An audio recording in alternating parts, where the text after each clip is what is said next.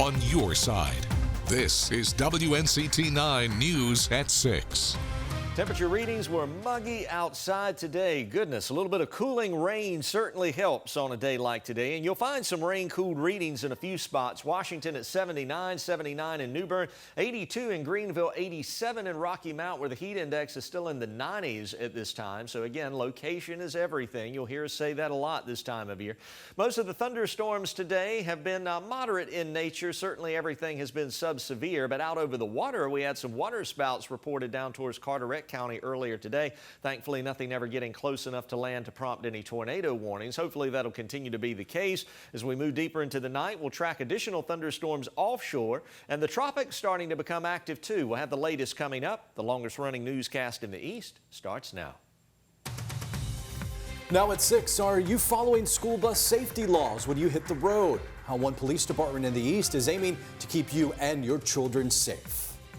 Plus, team coverage of back to school, how Onslow County officials are welcoming students in a new school. And school also back in session here in Pitt County, how the superintendent thinks this upcoming school year will go.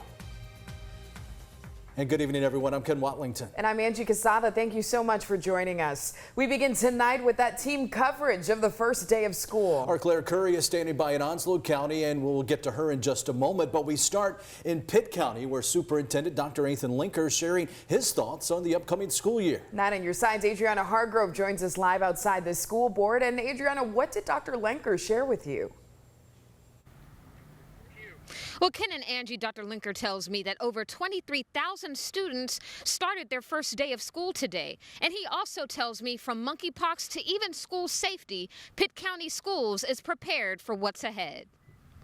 Dr. Nathan Linker shared his excitement on seeing school being back in session and seeing students back on campus. And when it comes to teacher shortages, this is an issue across the country for many schools. And here in Pitt County, they're down 32 teachers. We have lots of schools that have nobody absent or no teachers missing, so we feel good there. And we're looking every day, and we've got plans to cover all the classes, either with certified substitutes or retired teachers or teachers just kind of tagging together and filling those gaps.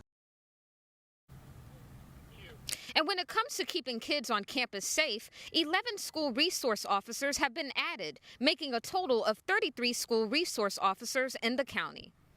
Now, Dr. Linker also adds that Pitt County's main goal is focusing on the students and making sure they're staying on track. Live in Greenville, Adriana Hargrove, 9 on your side. All right, Adriana, thank you. Students also returning today in Onslow County, some even in a brand new building. Our Claire Curry visited Clearview Elementary, where she joins us live now. And Claire, what's the feeling been out there as the new year starts? Angie, new school principal Denise Gartner says while some tears were shed by students and parents, overall kids were just excited to get into their new classrooms.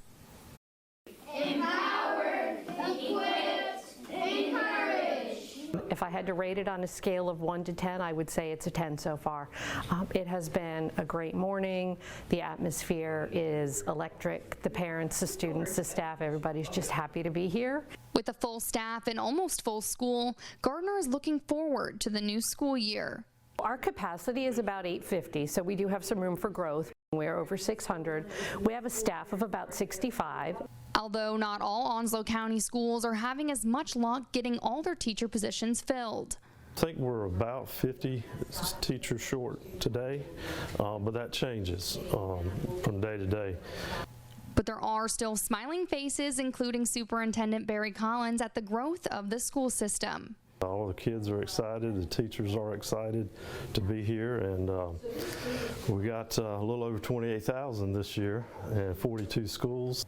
Clearview Elementary is the new home for students in the Southwest and Richlands areas. And Gardner says with the new school comes new traditions.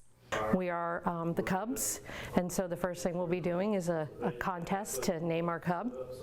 We'll be burying a time capsule and doing all of the things that you do when you're starting and establishing some great traditions.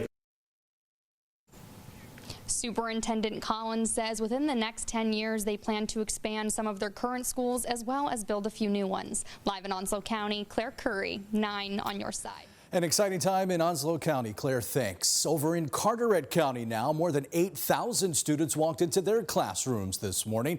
The superintendent there, Rob Jackson, visiting all 20 Carteret County schools to wish everyone a great upcoming school year. Jackson says there's a lot of firsts for some of these students as the COVID pandemic declines. 8th grade teachers are having to teach 8th graders how to use a locker because you normally use that in 6th grade, but we haven't been able to do that the last 2 years.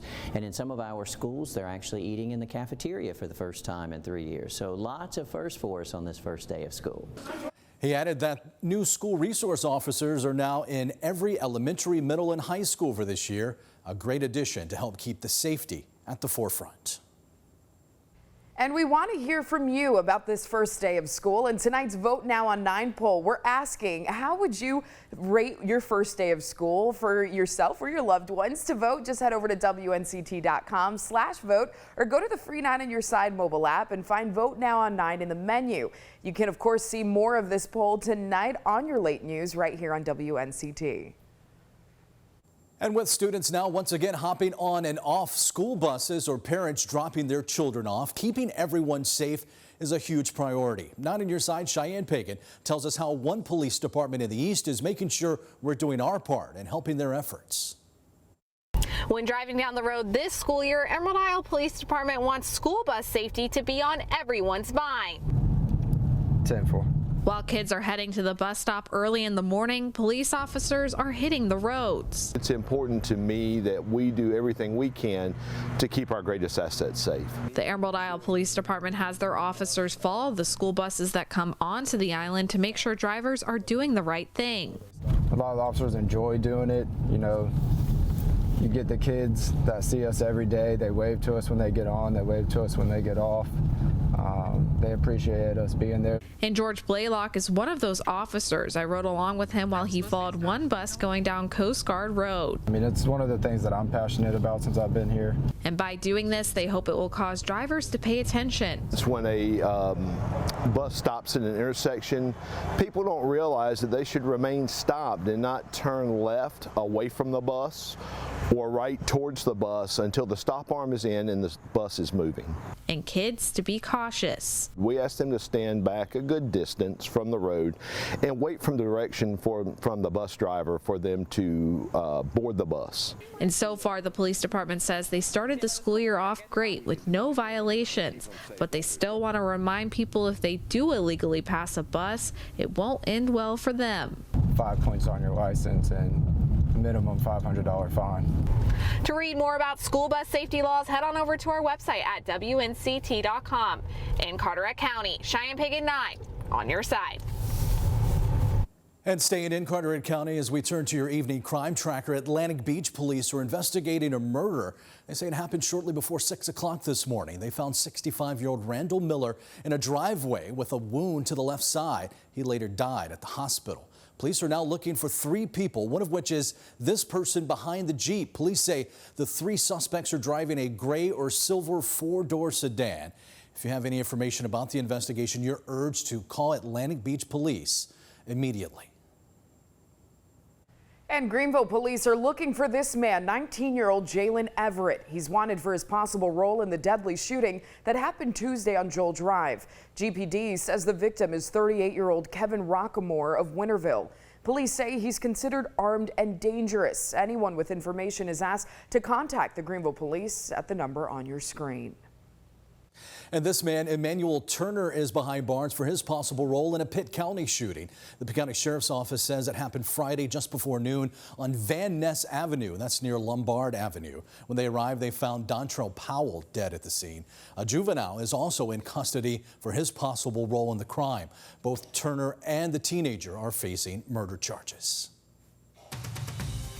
And still ahead on WNCT 9 News at 6, we continue our back-to-school coverage. We'll head across the state to check in on how other districts are getting students back into the classroom. Plus, we take a look at how one of those districts is introducing a new way to keep your children safe while in the school building.